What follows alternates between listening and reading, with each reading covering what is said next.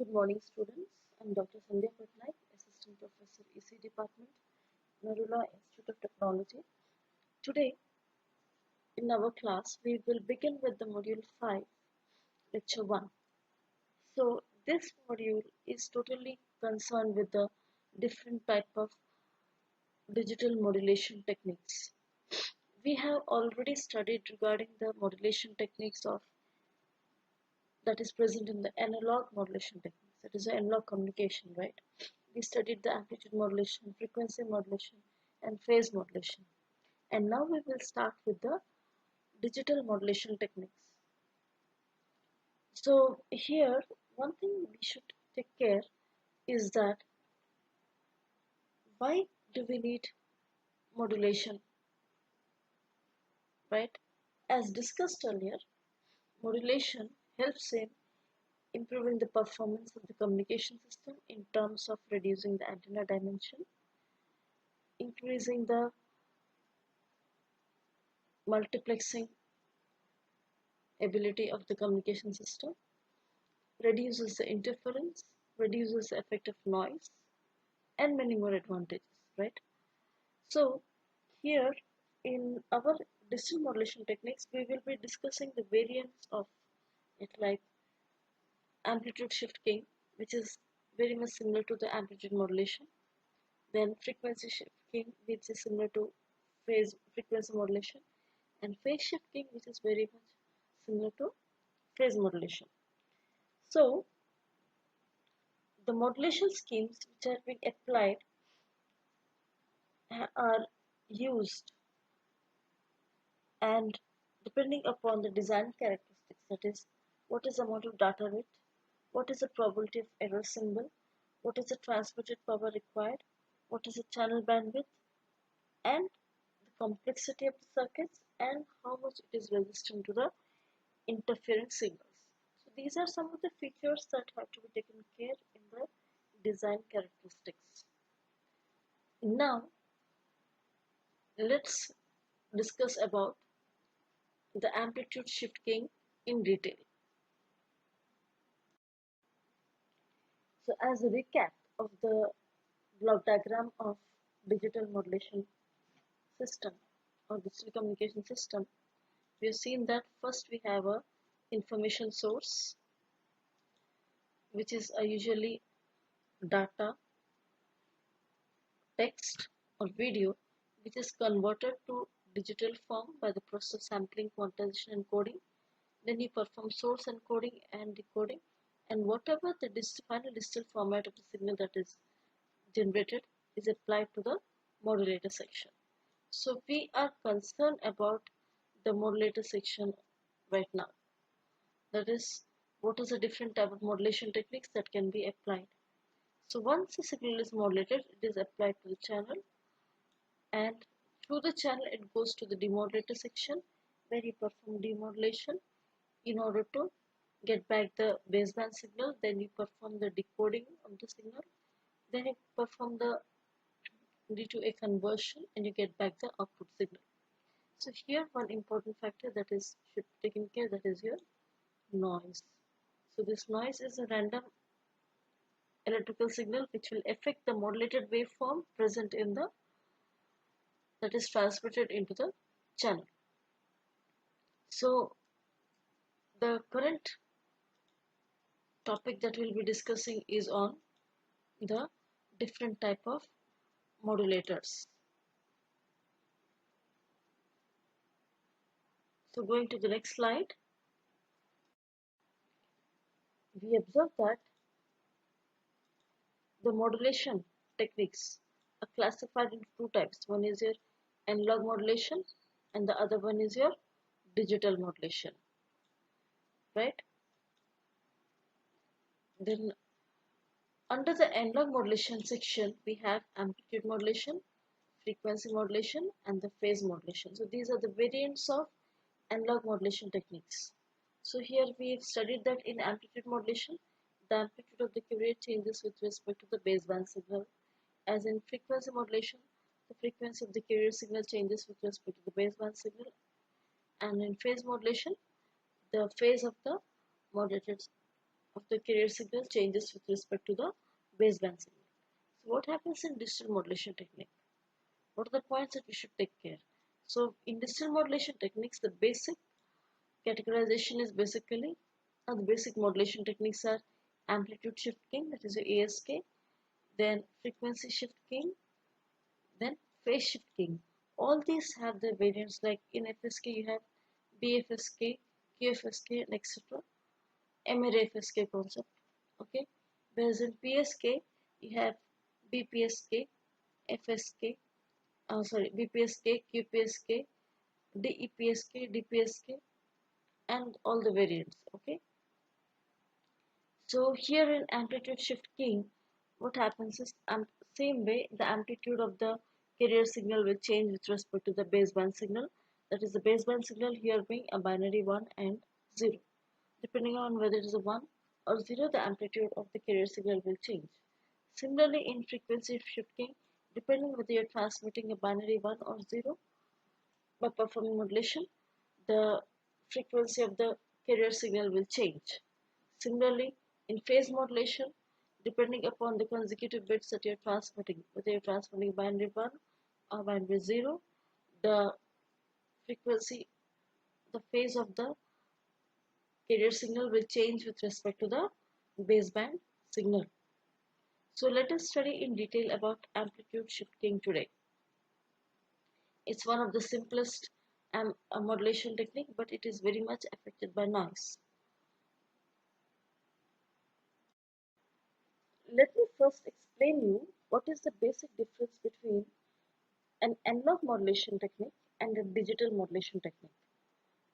I'll explain this with the help of amplitude modulation waveforms and amplitude shift keying waveforms. So let me explain you how this AM waveform is going on, right? In AM waveform, we see that this is the baseband signal, right? This is a baseband signal, and this is your carrier signal whose frequency is very much more than the baseband signal's frequency, right? And this is your AM waveform. What we observe is that the amplitude of the carrier signal is changing with respect to the baseband signal, and the envelope is preserved from the AM baseband signal when you perform demodulation, right? So what we observe is that here the baseband signal is analog in nature, the carrier signal is analog in nature. Similarly, the modulated waveform is also analog in nature. But what happens in ASK? So in ASK, the concept is also same, that the amplitude of the carrier signal will change with respect to the baseband signal. But one main important point is that the baseband here is a binary 0 or whether it is a binary 1, right? So where do we get this binary zeros and ones first? So as the concept goes, first you convert the analog signal. So the source signal, say it is a voice signal, right?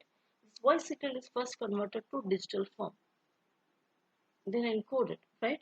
So you get the digital format of the voice signal, and then thereafter it is converted to line code techniques, and then you perform modulation over the signal to transmit.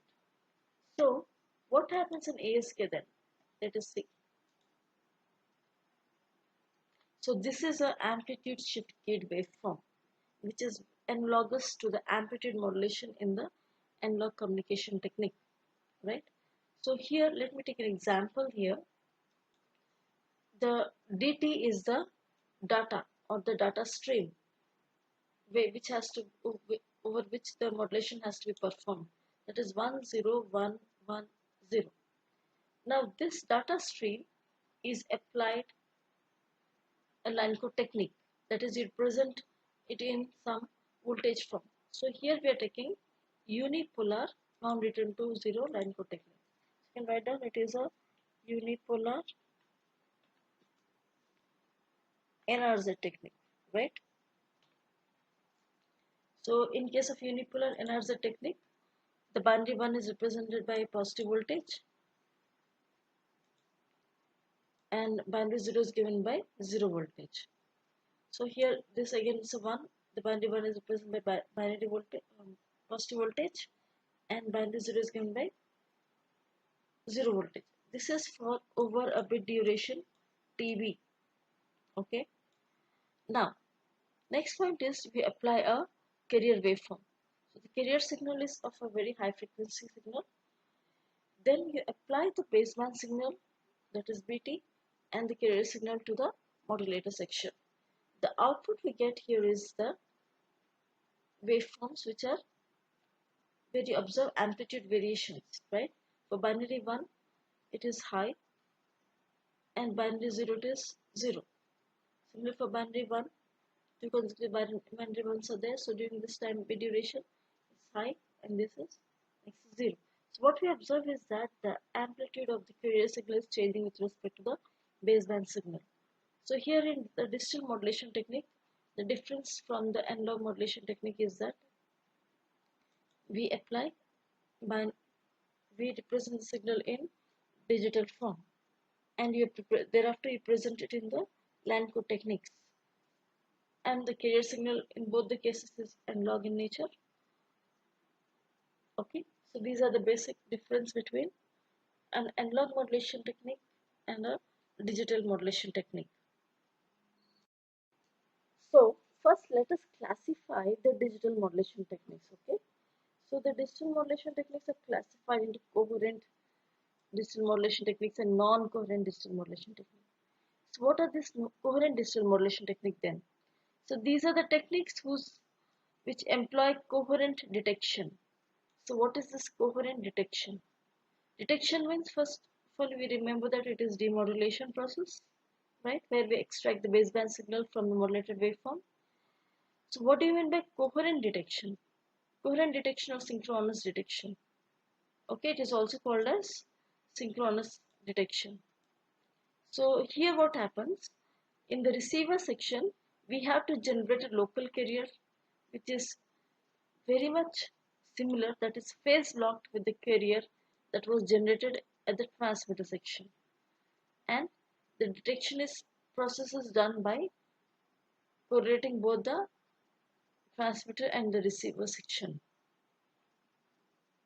Then next, what do you mean by non-coherent digital modulation techniques? So in case of non-coherent digital modulation techniques, what we do is the detection process does not require to generate a carrier signal. Instead, we apply techniques like envelope detection in order to extract the baseband signal. Then next I would like to discuss what is the advantage of this type of systems. The advantage is that it is simple in nature, right? But drawback is that the error probability increases. Hence, these are the basic classification of the digital modulation techniques. That is depending upon what type of demodulator you're using. Now going into the details of the amplitude shifting technique, right? So let me tell you. So amplitude shifting is also called as on-off king, and it is the simplest digital modulation technique. So what we do is, first we consider binary data BT, which is represented in the unipolar non-return to zero format, and let us consider carrier signal, that is here given as AC cos 2 pi FCT. So this AC is the amplitude of the carrier signal and 2 pi FC is the frequency. So FC is the frequency of the carrier signal. So AC can be represented in the form of power, that is equal to root over 2 PS. Now, what is the waveform of ASK? What is the equation? So we know very well that we apply, this is a modulator, right? This is a modulator. To this we apply the carrier signal as well as the baseband signal. All these details you know it. So this is your baseband signal.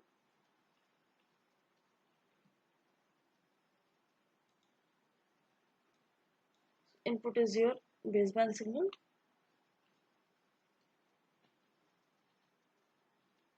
and the second input is your carrier signal, that is your CT.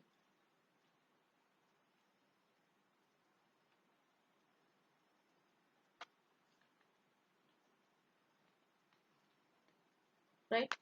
So the output of this is a ASK waveform. So apply a simple product modulator over here. Now, so how do you explain this? So this is can be given as equal to BT, that is a baseline signal, multiplied with root over 2ps cos 2 pi fct. Now how will the waveform look like? As I told you, for BT is equal to binary 1, that is a positive voltage. Okay, we get the modulated waveform as equal to root over 2ps cos 2 pi fct. Whereas when BT is a binary 0, then it is represented by 0 volt. So it becomes BT, for BT is equal to 0, ST will become 0. So this is the in general equations for the amplitude shift gain.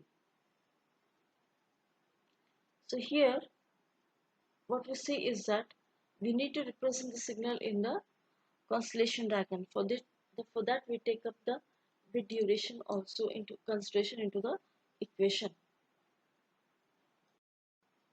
So as I explained you, so this you see, you can look at this very carefully. This is the digital data given by 10110. This is represented in the electrical form by the process of unipolar non-return to 0. Binary given 1 is given by positive voltage, 0 is given by 0 voltage. Again we get a binary 1, it is by positive voltage, and 0, right? So, and you apply a carrier signal. So positive voltage multiplied with cos omega ct will result in cos omega ct, and 0 multiplied with cos omega ct will result in 0. That is why this is also called as on off gain. Okay, this is your on phase, on time, and this is your off time. So that's what is also called as on off gain. Okay, or OOK.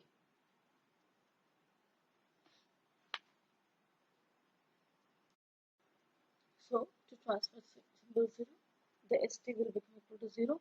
And to transmit 1, binary 1, ST is equal to the carrier waveform. So next I'll be discussing about the signal space representation of ASK, or as it is also called as the constellation diagram of ASK.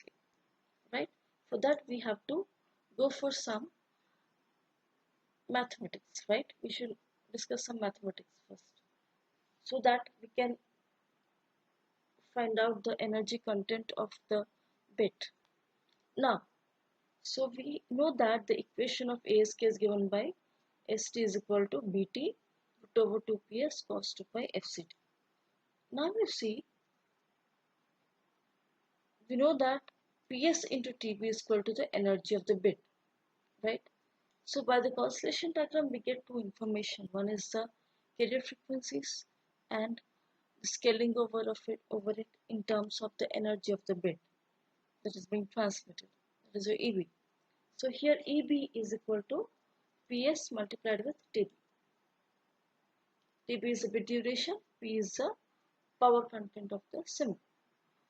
So here I can write down this particular equation. Okay, this equation as root over 2 ps cos 2 pi fct for Bt is equal to plus voltage for binary 1 and it is 0 for binary 0. So it becomes, so if I expand this equation, it becomes root over ps Tb multiplied with 2 by Tb cos 2 pi fct. So here the equation becomes root over ps Tb multiplied with 500T. Okay, root over PST multiplied with 500T. So here 500T is equal to root over 2 by TB cos 2 by FCT, and it is the x-axis of the constellation diagram. So and one more observation is that there is only one carrier function over here in ASK.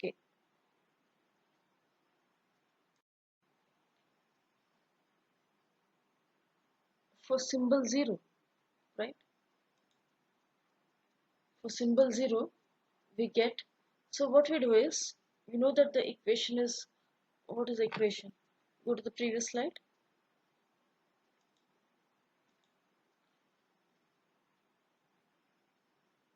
It is equal to root over 2 ps cos 2 pi fct, right? Look at this equation. This is the equation, right? It is equal to root over 2 ps cos 2 pi fct. So for symbol 0, what will the equation be? What is the equation? For symbol 0, it is equal to 0, right? So on the constellation diagram, we put it as 0. Now the constellation diagram, if you see, the x-axis is represented by phi 1t. So phi 1t is what? Phi 1t is equal to root over 2 ps cos 2 pi fct, isn't it? So the x-axis is given by phi 1t, that is the carrier frequency, and for the symbol 0, the message point, these are called as your message points. These are your message points. For the message symbol 0, the message point is having 0, is on the 0 point. Then for symbol 1, the message is placed at root over PSTB, distance from the 0. So the distance between the symbol 0 and symbol 1 is called as your Euclidean distance, and it is given by equal to root over PSTB. And root over PSTB is equal to root over EB, and where EB is the energy of the bit. Hence, this is the constellation diagram of amplitude shift keying waveform. So Euclidean distance d is equal to root over PSTB, that is equal to root over EB. So what is the significance of Euclidean distance? The more is the Euclidean distance between the message points, okay? The more is the distance between the message points, it indicates that more is the energy content and less they will be interfering with each other, and the effect of noise is also less.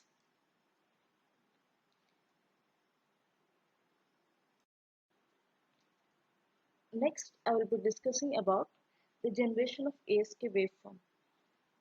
The generation of ASK waveform, as I have already told you, it can be done very simply by applying the digital data in the NRZ unipolar format to the product modulator or the multiplier section, and you generate a carrier signal from here, okay, whose carrier frequency is Fc. So the output of it will result in an ASK waveform. So the sinusoidal carrier of the inputs of the is applied to the balance modulator. So we get the output as a ASK waveform. Next I will be discussing with you about is the demodulation process of ASK. So in case of the demodulation process, what we see is that, say ST, that is the AM signal, is equal to BT cos 2 pi FCT, right? So you apply a carrier signal cos 2 pi FCT at the receiver section to perform demodulation. So we get BT cos square 2 pi FCT. So if you expand this equation, we'll get BT half plus half cos 2 pi FCT. Now the frequency components which you are getting is equal to BT by 2 plus BT by 2 cos 2 pi FCT. So this is the output of the demodulator section. So, but what is our requirement? We want only the baseband signal, that is your BT by 2. So, but we are having frequency components which are large of higher frequency components, right? They are centered about 2 FC. So what we do is we apply it through a low pass filter which will allow only frequencies centered about your BT, the frequency of BT.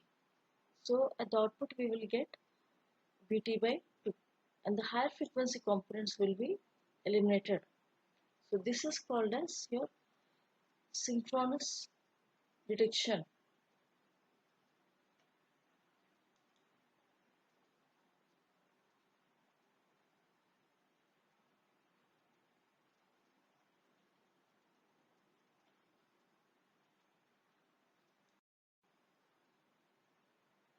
Now I will be explaining with you about the demodulation of binary ASK waveform by coherent detection, right? So in the demodulation section, so using the previous equations, what we do, we apply carrier signal CT to the demodulator, and the second input to the demodulator section is your AM waveform, right? Sorry, ASK waveform. This is your ASK waveform, and from here you apply the carrier waveform. So the output of the demodulator you apply to the integrate and integrator. So integration is from 0 to t dt. So this helps us to remove the uh, identify the bits properly. It helps us to perform pulse shaping also, and the output is given as input to the decision making circuit. So this decision making circuit, looking at the incoming voltage, say for example if binary 1 is being transmitted by modulation, then at the receiver section what do you get? You should get a positive voltage, right? So if this is the waveform which you are receiving after performing demodulation, and some amount of noise is also present, say this is a, so this voltage level is given as input to the decision making device. So it is compared with the threshold level, that is your TH, right? That is because sometimes what happens at the receiver transmitter section, when you transmit the noise, it is into the channel, it is affected by noise, right? If the,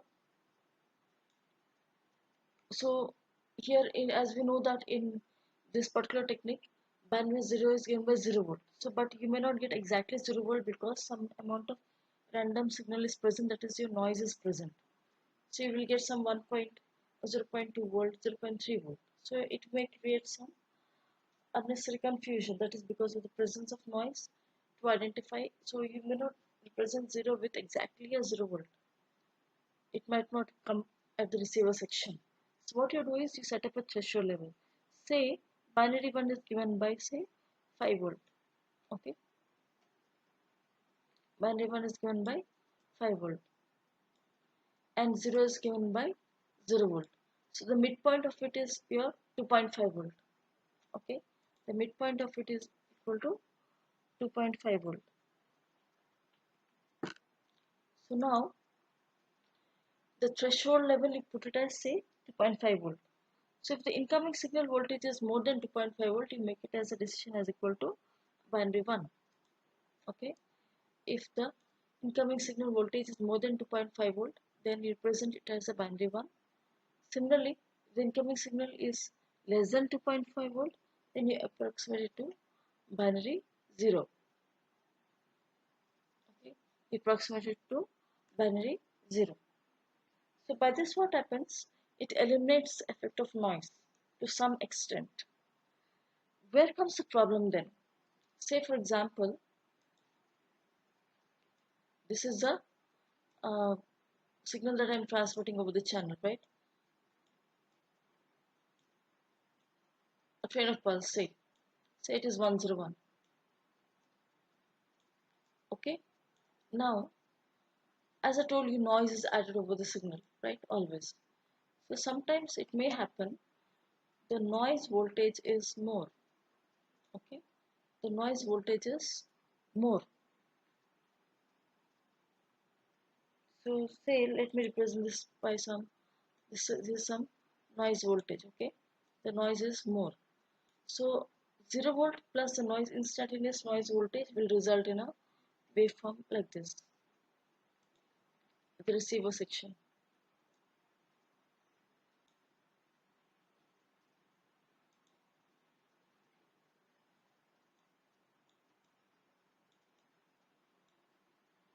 So it will be misinterpreted as a, say it is some amount of voltage like this, right?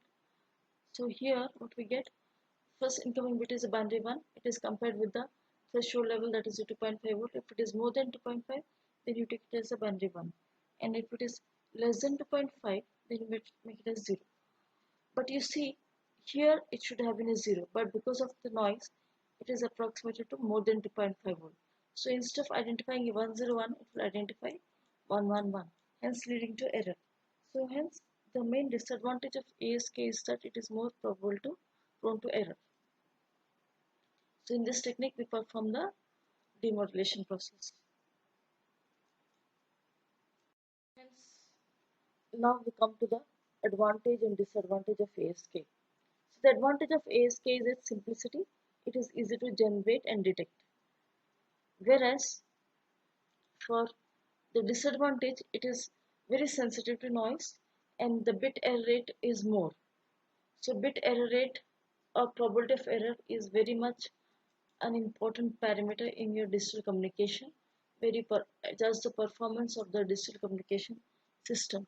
So it is represented as number of bits gone into error per 100 bit. So out of every 100 bit, how many bits are in error? So in ASK, the bit error rate is more as compared to other modulation techniques. So in the next class, I'll be discussing more in detail about the different other modulation techniques and compare them. So if you have any further doubts, please ask. And the books we are following is these are the books. So we completed with the fundamentals of the digital modulation techniques, then a basic overview of the digital communication system, then amplitude shifting and how it is similar to AM, then all the details of amplitude shifting starting from the equations, generation and the demodulation process. If you face any problem, please be free to ask or communicate with me over the email or WhatsApp. Thank you.